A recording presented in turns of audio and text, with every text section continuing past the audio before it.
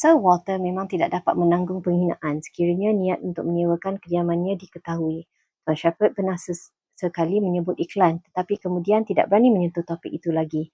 Sir Walter menolak sebarang idea yang ditawarkan dalam apa cara sekalipun. Dia melarang walau sekilas bayangan bahawa dia mempunyai niat sebegitu. Cuma untuk mengelak tanggapan spontan daripada dirisik oleh penyewa yang tidak berkelayakan, dia menetapkan syaratnya sendiri. Dan sebagai pertolongan, barulah dia akan membenarkan kediamannya disewa. Betapa pantas munculnya sebab untuk memenuhi apa yang kita suka. Lady Russell mempunyai satu lagi sebab penting dan amat berpuas hati jika Sir Walter dan keluarganya berpindah dari desa itu. Dia ingin menjauhkan hubungan rapat di antara Elizabeth dengan anak perempuan Tuan Shepherd sejak akhir-akhir ini. Puteri Tuan Shepherd pulang ke rumah bapanya selepas perkahwinan yang tidak bahagia dengan membawa 2 orang anak. Dia perempuan muda yang panjang akal dan memahami seni memikat.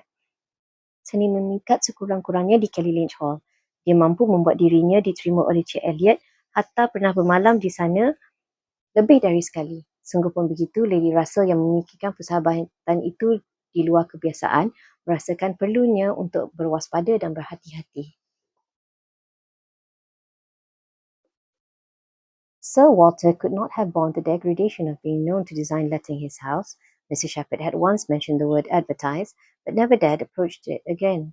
Sir Walter spurned the idea of its being offered in any manner, forbade the slightest hint being dropped of his having such an intention, and it was only on the supposition of his being spontaneously solicited by some most unexceptionable applicant on his own terms and as a great favour that he would let it at all. How quick come the reasons for approving what we like. Lady Russell had another excellent one at hand for being extremely glad that Sir Walter and his family were to remove from the country. Elizabeth had been lately forming an intimacy which she wished to see interrupted. It was with a daughter of Mr. Shepherd who had returned after an unprosperous marriage to her father's house with the additional burden of 2 children.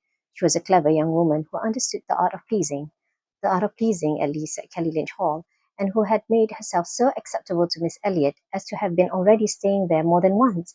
In spite of all that, Lady Russell, who thought it a friendship quite out of place, could hint of caution and reserve.